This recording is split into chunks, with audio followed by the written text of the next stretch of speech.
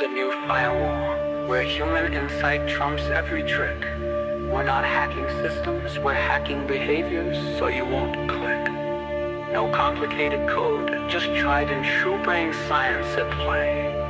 Social engineering for good, the best defense is in your mind today.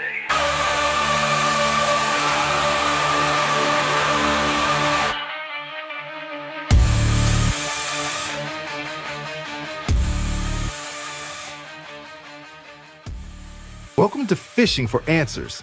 The opinions expressed here are solely those of the individuals involved and do not reflect the views of their employers. Get ready, because the next live episode of Phishing for Answers is starting right now with your host, Joshua Crumbaugh, the CEO of PhishFirewall. Psychology is the new firewall, where human insight trumps every trick. We're not hacking systems, we're hacking behavior so you won't click. Hello. Hello. Welcome to Phishing for Answers. Today, I am here with Tim Hampton, the CIO over at Hermeus Aerospace.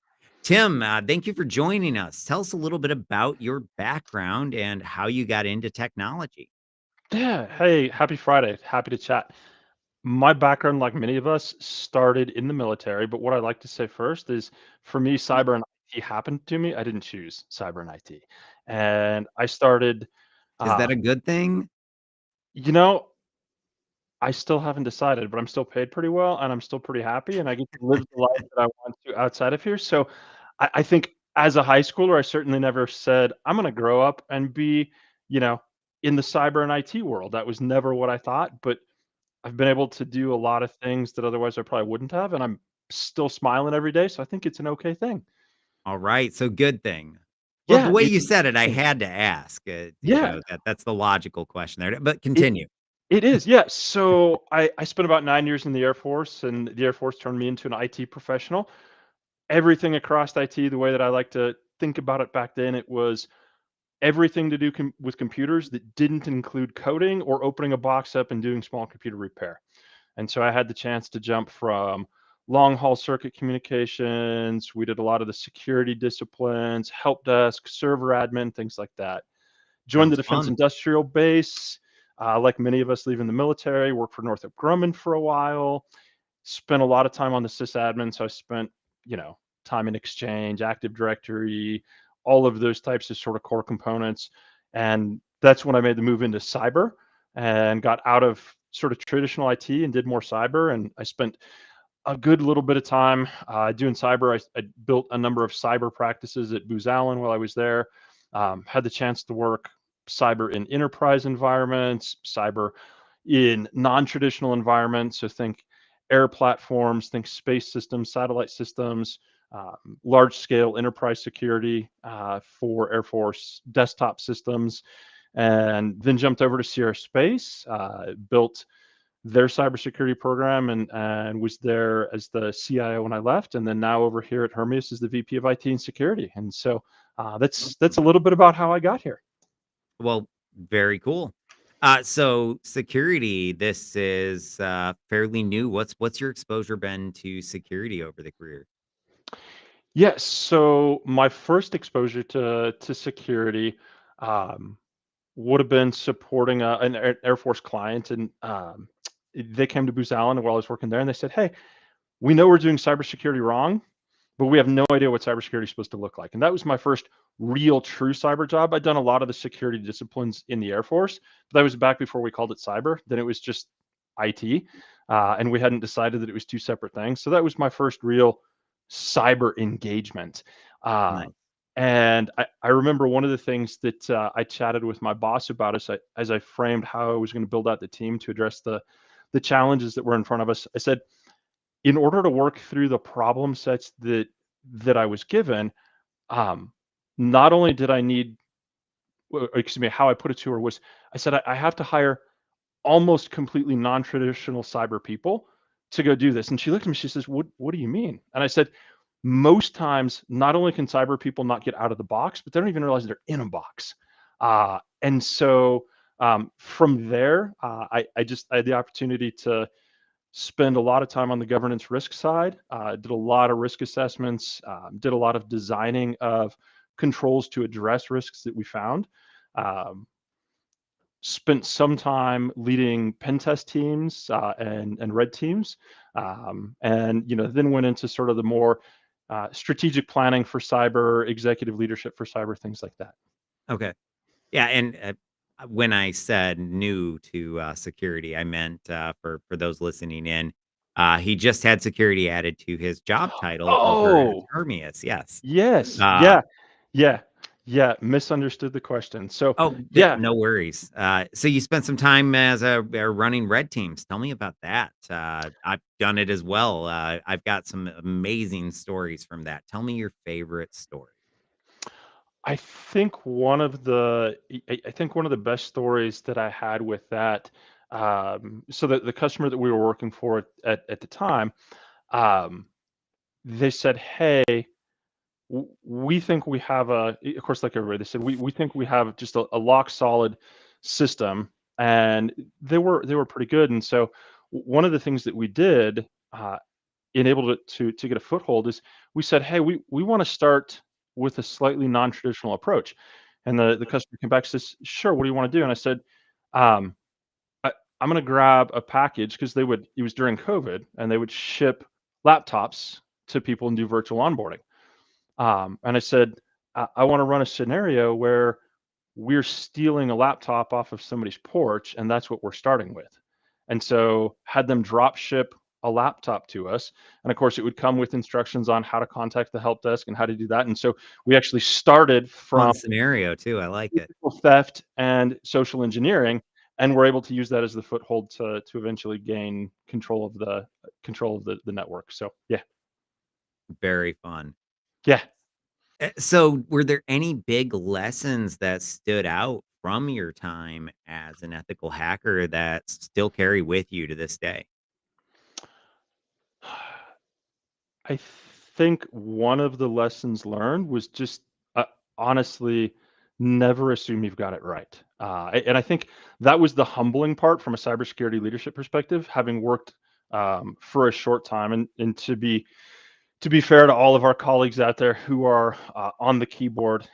I was never the guy on the keyboard, and you don't want me being the guy on the keyboard. But um, I, I think leading those teams, the creativity that those teams have in finding ways around your network, there are things that you can't imagine a control for sometimes, and the way that they're able to sequence attacks is just phenomenal. And so I think the biggest lesson was, you've got to walk into this with just a ton of humility, and assume that someone is smarter than you are.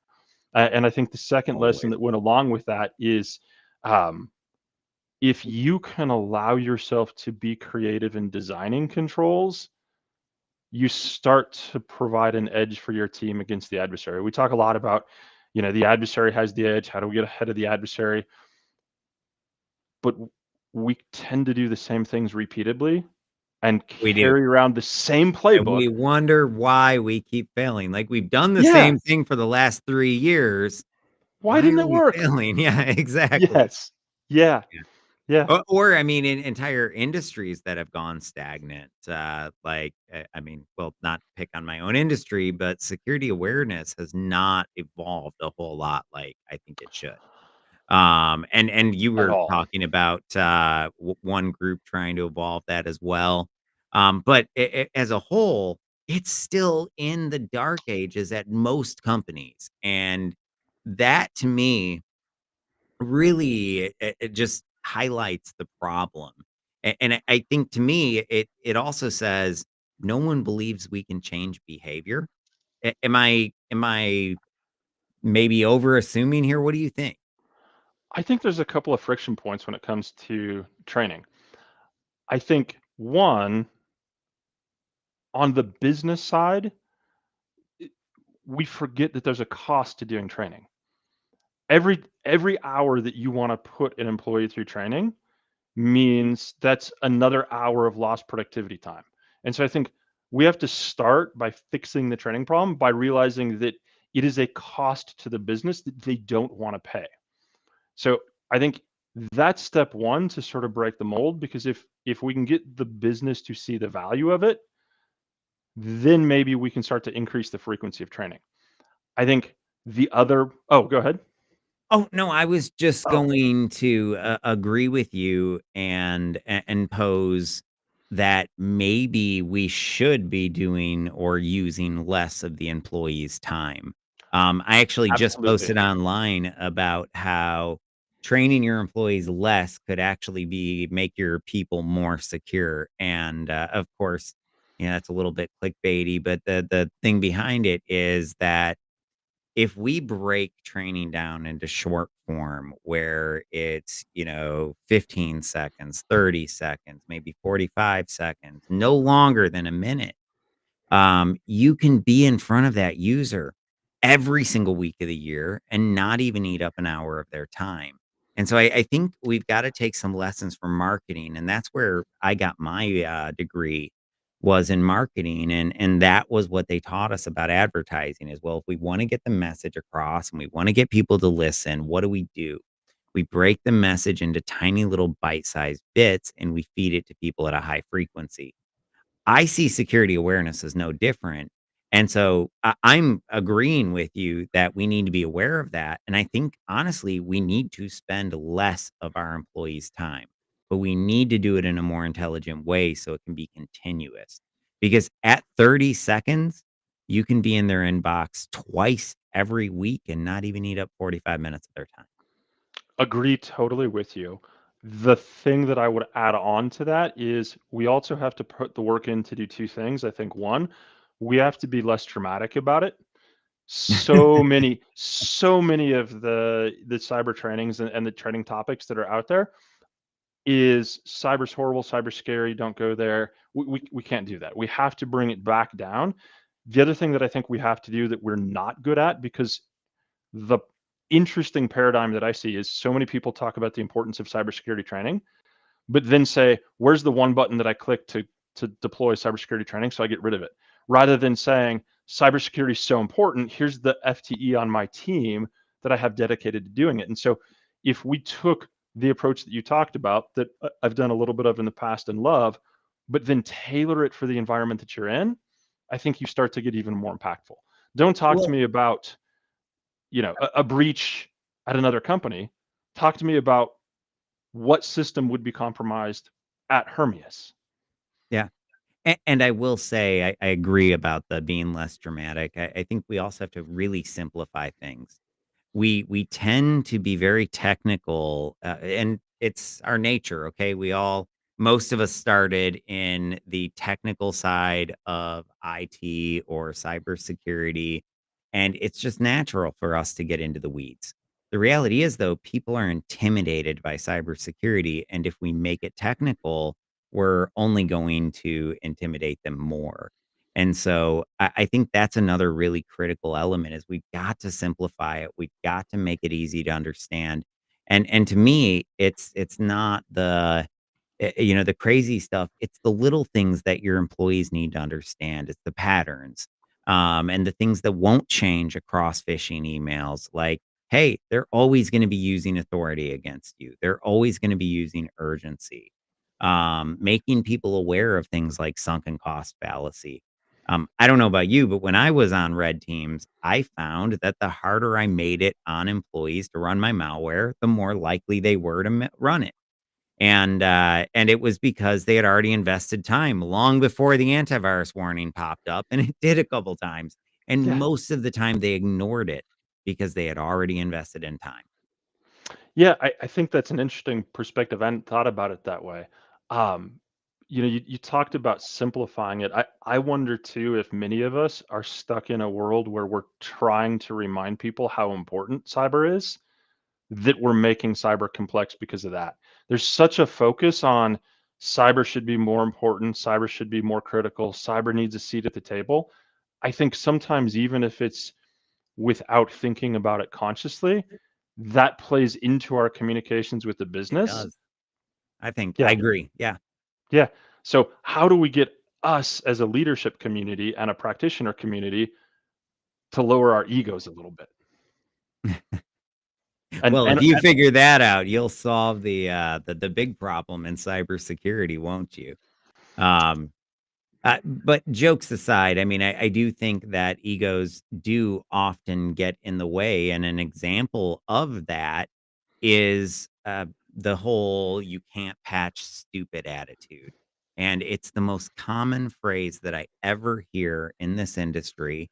You can't be in the industry for, 2 months without hearing it, if not 2 days without hearing it for the first time, and it really is one of the first things that everyone learns, and I see that as a problem because what happens is when I learn about, PEBCAC and the ID10T error and the many ways that we call yeah, users idiots, that I feel really rubs off on my or influences my behavior and impacts how I treat that user because now I see them as an idiot. And I should not see the user as an idiot. I should see the user as somebody who is brilliant in something different than what I know, right? And I should respect the user, but I do think that that whole mentality causes a lot of problems. What do you think? I hadn't thought about it in that context, but absolutely the context that I usually think about it in, which is I think a close cousin to what you just said. When I talk to CIO peers or VP of IT peers or whatever term we want to use for the day, I hear a lot of times when we talk about how do you go into a new company, right? And most technology leaders will walk in and say, you know, hey, I'd like to hear what's IT doing uh, wrong for you? What's IT doing good for you? What could we be doing better? I don't think I think I could count on one hand the number of CISO peers that do the same thing. We tend to walk into a new organization going, what are we doing that's non-compliant? What are we not protecting? I don't think I've Yeah. heard very many of my peers walk around when they go to a new company and say, "Hey, what is cyber screwed up? Where's the stupid cyber in the equation?" Fair, but to be fair, that's, a little bit redundant. But to be fair to all of our, my CISO peers, I have found that a lot of them are doing it with a gun to their head, meaning that they're coming in right after some sort of breach or a ransomware incident, and you've got days to get things fixed. And so you have to rapidly triage, probably not make a lot of friends in order to get things repaired. But given the opportunity, That's I fair. agree completely because I think we have to be more of a business enabler. And one thing that's come up on the show a lot is how if we do our job right, it should be easier to do it the more secure way than to do it the less secure way. Yeah, and I'm not trying to downplay the crisis situation that leaders come into, and certainly that happens. So, certainly, want to acknowledge that. Well, Um, I only mentioned it because I was just thinking about all the times that I've come in and done cleanup, and every time it was with a gun to my head, but I was thinking, "Man, I've never done that." But I do think that that's a very valid point, and I think that if you have the time, you absolutely should come in with that attitude. I think it's great advice. yeah, but back to being the business enabler, and I, one of the things that I've told my teams for a long time is I don't want them to be a compliance focused team. And before everybody gets up in arms, I'm not saying that we don't have a compliant infrastructure. But here's what I've been trying to drive through teams and to people that I've mentored for a long time is in my experience, if you do cyber operations or cybersecurity correctly, Compliance almost just falls all in of order. it does. It comes Yes. out of it. Yeah. And so when you walk around as a business enabler saying, hey, would like to understand how quickly do you get signed on and get access to resources? Sure, I'm asking about MFA. Sure, I'm looking at SSO. Sure, I'm looking at things that are security, but I'm not working with the users on, hey, user, we've got to be more compliant. Why aren't you using MFA? Yeah, It's a whole different conversation. another thing I might add is if you treat compliance as the finish line, it will become the finish line. Yes. And if you treat best practices as the finish line, then compliance just falls in order. Yeah, And I think that's a really critical thing because we've seen so many companies that had major front page news incidents that were compliant. absolutely. Yeah, compliant does not mean more secure. Yes. It's the bare It just minimum set of doesn't. requirements, by the way, that we're supposed to have, not the best of the best. That's a really interesting point, and I think we get stuck on that sometimes. And I think even internal to the cyber community, I think there's a little bit of perhaps reflection that we should take. So if you compare a framework such as OWASP, we call it the top 10. We talk about it as best security practices. And then you have a compliance framework, whether it's SOC or HIPAA or high Yeah. trust or NIST, Top 20 controls. yeah, the CIS top 20 controls. And so I think there's a friction because the business doesn't want over engineered security. The perception is that costs more, it slows down the systems. And so I think we've got to learn as a community how to bridge that. Yeah, but I think that's the perception because it's been the truth for a long time. But I like passkeys as an example. We just pushed and enforced passkeys across our whole company. And initially, we did get a little bit of kickback. And yes, we had some people get locked out of their accounts. But once we got it in, guess what? Everybody comes back and they thank us for doing it because now all of a sudden it's easier than ever to log in. But we're Yeah. more secure as a result of it. And I think that that's what we should go for, where it actually is more secure to do it the easiest way possible. And I know that we're not always going to be able to do that, but the more we can, the better. And I think we've got to do a little bit of re-engineering security, so it's not just in the way like it has been. And then I've worked for the government, and I mean I've so many times felt And like you're here to help? like it just felt like I couldn't get into my computer. There was so many nightmares. Like I worked for one agency for 4 months before I got the access I needed on my computer to be able to do my job. And it's just I don't know, it almost felt like it would be easier for a hacker to get into these things than an I tell you, actual employee. it reminds me of a story, right? Going back to sort of the human element, that's the core of this, and some of the things we're talking about. Uh, One of the roles that I had, I was working with an employee, and user reached out, and similar to what you were saying, user reached out to me and said, "Hey, I'm stuck. I've been trying to get access to this file, and it's stuck with your security team. Can you help?" And so I reached out to the analyst who the ticket was assigned to, Yeah. and I was fairly new in the role, and I said, "Hey, help me understand, why have we not approved this yet?" And the analyst said, "Well, I'm still trying to vet that this engineer has a need to know." And so I scratched my head a little bit. I took a step back and I said, "Okay, how about we take a step back? Let They me walk." asked for it. I Yeah, mean, let me walk through the process. How is the process working? And we're using Active Directory security group. So he walked me through, and I said, "Okay, so when you get a ticket, you're making a decision if the user needs access to the data." "Oh, absolutely. We have to have it shouldn't be that. controls." And he cited controls for me. And I said, and I mentioned one of the programs that was in there. I said, "Do you know what this program has anything to do with?" And he looked at me and goes, "Of course not." I'm like, then how are you deciding that he has access?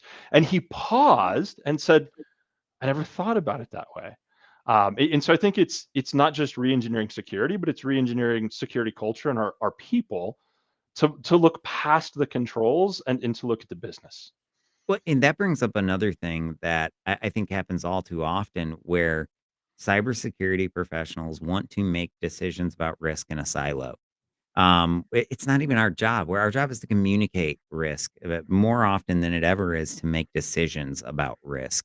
And so, take that scenario right there.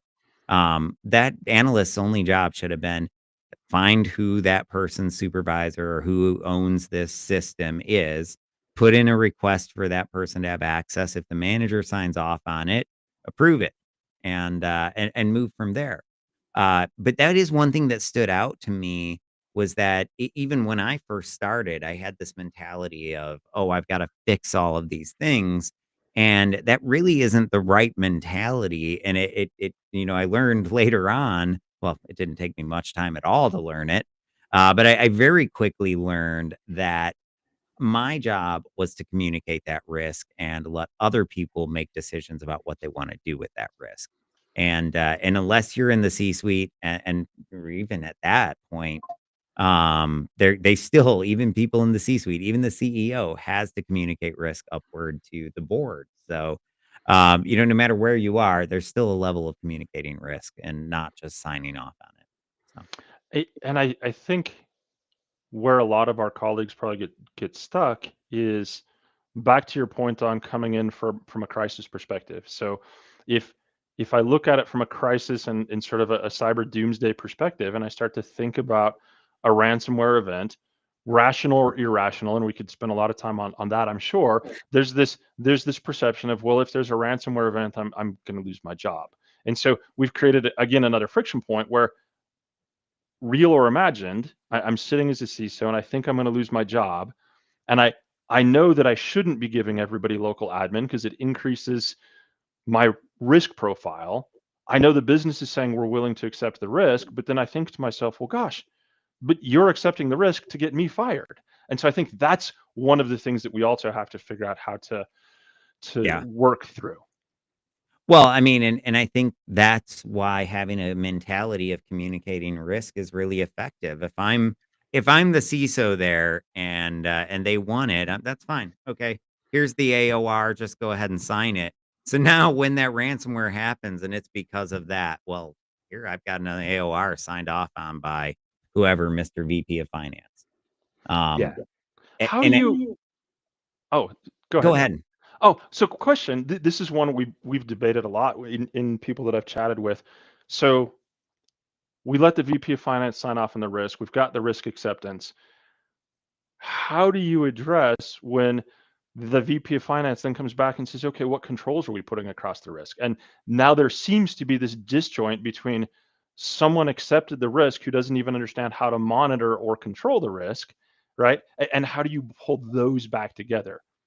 Oh, so generally, I would have the analyst propose mitigating controls that go along with it, and that would all be right and baked into the AOR. Every mitigating control that we are going to put in place, as well as an expiration date. So, how long is this AOR good for? When do we got to circle back? Yeah, and so the question then becomes, just to play devil's advocate, and this is one I've gone back and forth with myself on. So I'm curious your take on it. In that case, the cyber team in this scenario looked at the risk, said, "Here's the AOR. If I say that differently, the cyber team has said, we're comfortable with someone accepting this risk. Here's the controls that we put around it. Why do we need a business process to send it to somebody else instead of just documenting what we did for the business?" Well, I think a good question. I think it's all about how the AOR is presented. In most of these scenarios where that I guess I'm referencing in my mind as we talk about this, it's that AOR that the security team was firmly against it. The CISO would rarely sign off on these things. And so it was one of those things where um I guess everyone knew that I guess it was a cultural thing, right? Where Yeah. everyone knew that the CISO was just adamantly against these, and that the only way you were getting one through was with mitigating controls in the first place. But you would still have to circle back and defend it on a regular basis. And that was the other thing that helped, was that those business owners would have to continuously defend it at least every 12 months, if not sooner, depending or on the level of access and how sensitive the data was. Yeah, I see where you're coming from. One of the things that I've always challenged teams with, and so, situations like that, it feels like we know that the CISO is going to say no. We know that the VP of finance or insert business leader is going to say yes. And that's where the workarounds come in. Yeah. And so when you've got a process that always gets you to yes, Why didn't you just start at yes to begin with? Well, it's a great question. I don't know that I have any good answers there because Yeah, we're getting into the very, very gray area of this where there are no absolutes. I mean, ideally, everything can end in a yes, uh, where we're always making things as secure as possible. But I mean, this is a perfect example where there's going to be times when there has to be a no, yeah. like local admin. But I think there's also, like, compromises, and, like, take when I worked for the government.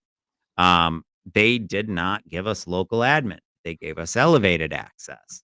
Now, I'm not saying if we ever used elevated access to get local admin on that computer.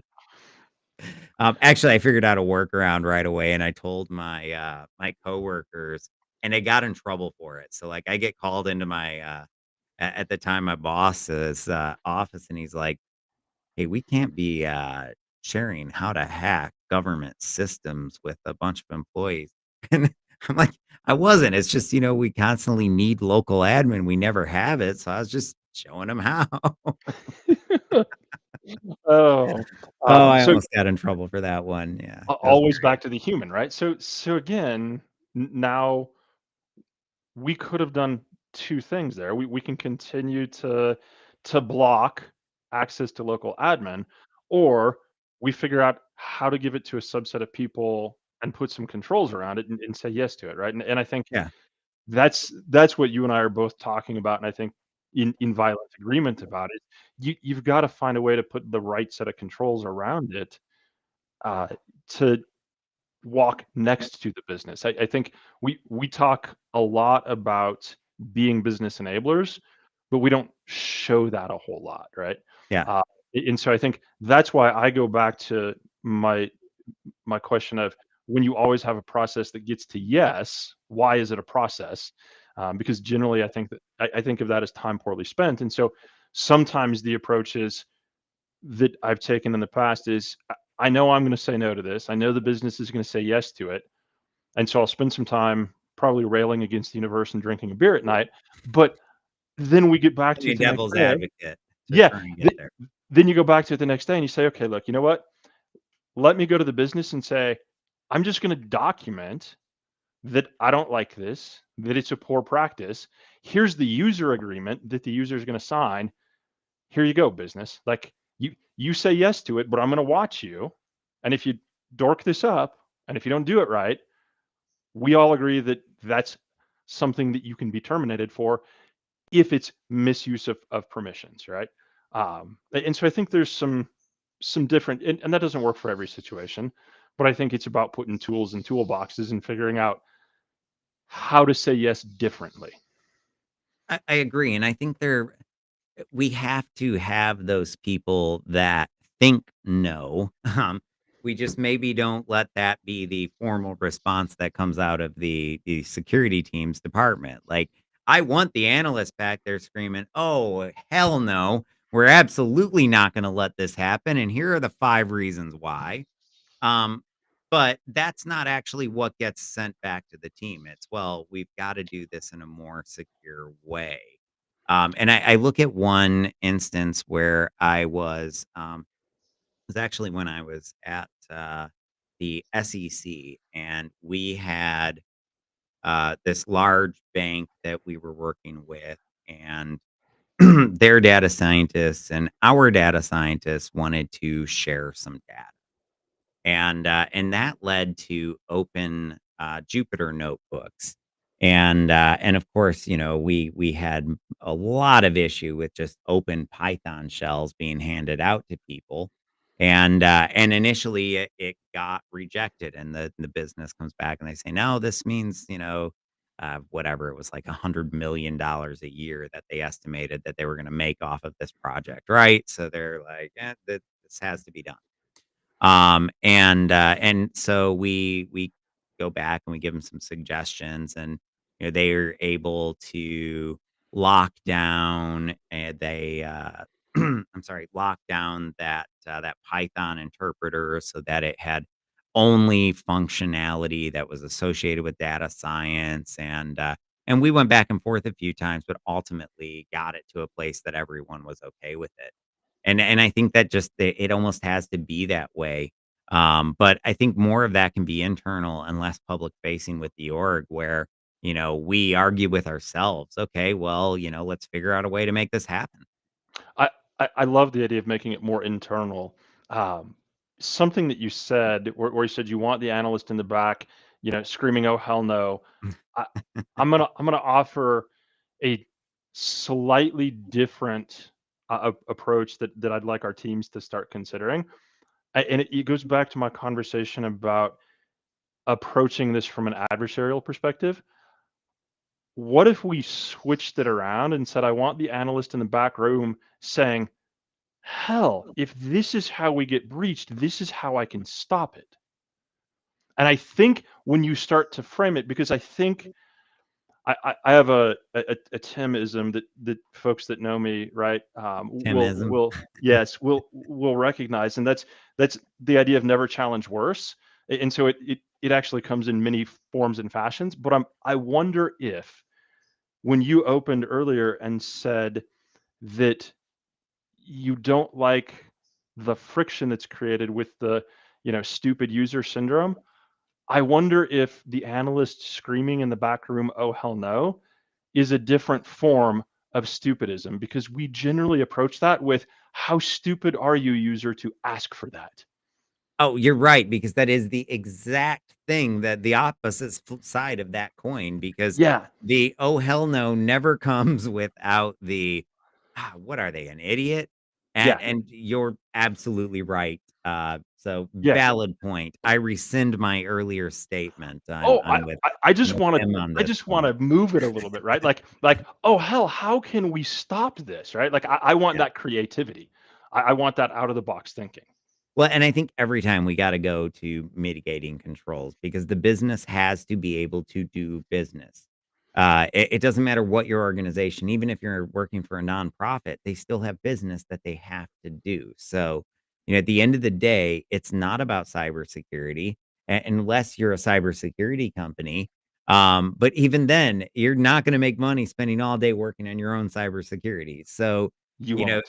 at the end of the day, we have to find a balance between really good security and usability. And that balance hopefully allows us to tread the line where we're not exposing ourselves to a whole lot of risk, but we're also not making it impossible for our users to do their job.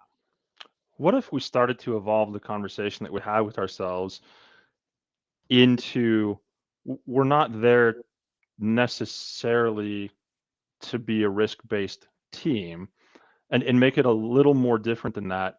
Yeah, we're going to look at risk, but maybe as cyber and IT leaders, maybe our job is being comfortable with uncomfortable situations, right? And it's not about balancing risk. And maybe we get it back to a conversation about being honest with folks, especially as they come up in their careers, of when you get to these levels in leadership, your job is to be comfortable with uncomfortable. Yeah, I mean, at a certain point, it is, and I think that's why we've got to keep those risks front and center for everybody that needs to know about them. Yeah, With anything that has an AOR, there should be a running list. Okay, what are the things that we're worried about? And we should circle back frequently. And because not just because of the fact that we want to see if we still need that acceptance of risk, but also because there's new products and new technologies and new capabilities that hit the market every day.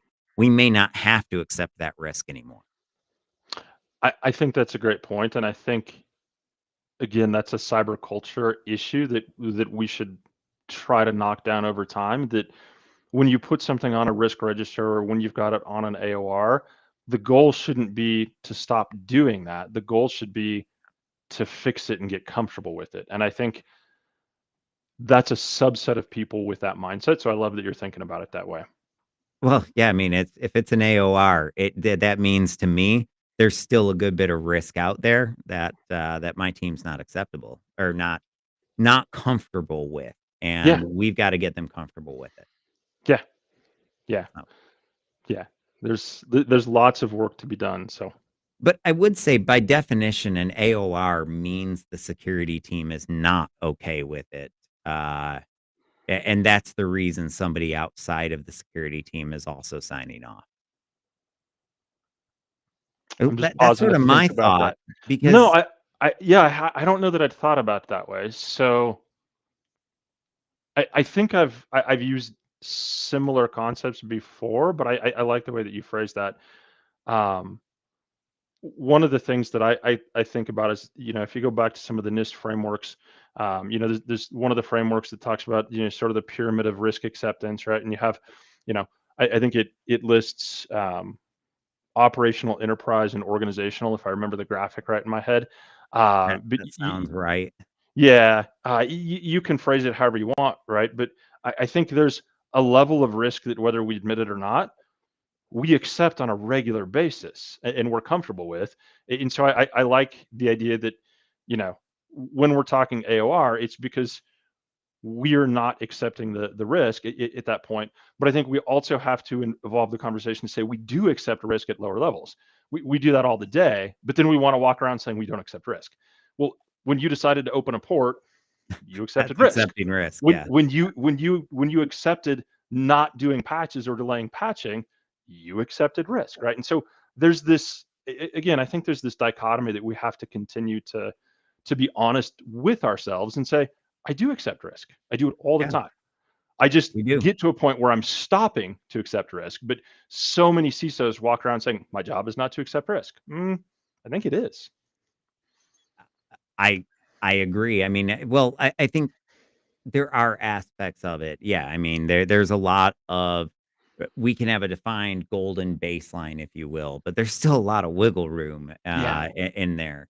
And when that developer needs that port opened or whatever it happens to be, they're very likely to get it opened. So I definitely see your point there and agree to some extent. But I also think it's we've got to it's as much about that as it is about communicating to the whole organization risk and helping them help manage risk as well. So, I agree. And I think communications with the organization is huge, right? And I think um, we talked a little bit earlier on about training and things like that. And one of the things that comes to mind when you say that is I think an area where we've got to be better at communicating is when a cyber risk event happens. And so many teams, I think, when you have a user investigation or when you have a ransomware, you have a breach, we sort of do this, right? And like we want to keep it in and say, well,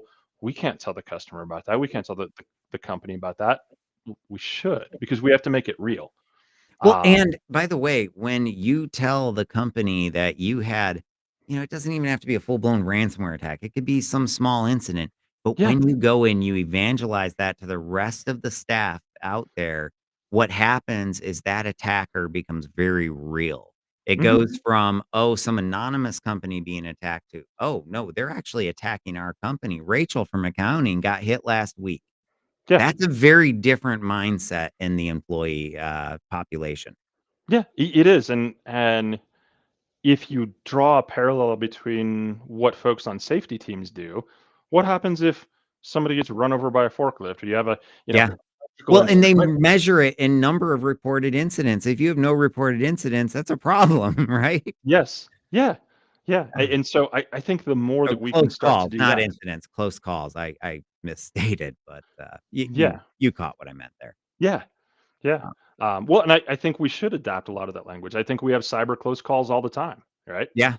I think when you get a user that clicks and whatever endpoint detection solution you have contains it to a single host that you're able Mhm. to isolate, I think that was a close call. Yeah, And I or think, anytime you get adware. I mean, I yeah, still see adware that come in. I mean, it still happens, but yeah, that is a close call. It could have just as easily been ransomware behind the link, so yeah, absolutely. So I awesome. I think I see a lot of things that are on the right track though. Agreed. Okay, we're almost out of time, but before we wrap up, do you have any pet peeves you wanna talk about? Oh Man, I wish you would have prepped me with that question earlier. I've got we all have pet peeves, but what's the one that I want to mention? I I mentioned two. I don't care. I think if I were to leave it with one pet peeve, um, it would be stop being secretive. I think that's the biggest thing that we have to do. We're not special. We're just not. What we do is important, but we're not special. We're not unicorns. We may be are those carp on the little logo or whatever. We may be carps wearing nice hats, but um, we're not unicorns and we're not that special. And what we do is not that secretive. And I think we have to stop treating it like that. I think that'd be the one pet peeve that I would mention. I like it. I agree. Well, hey, thank you so much for joining today. It's been a fabulous episode. Any final words of wisdom before we wrap up here? I I would just say go engage your users, right? Spend some time getting to know the users and don't start by asking if they know why cyber is important. Start by asking, why do you think cyber sucks? And listen to what they have to say about us. I, I like the way you worded that question. Well, we will end on that note. Thank you, and we will see you again Monday with Jason Street.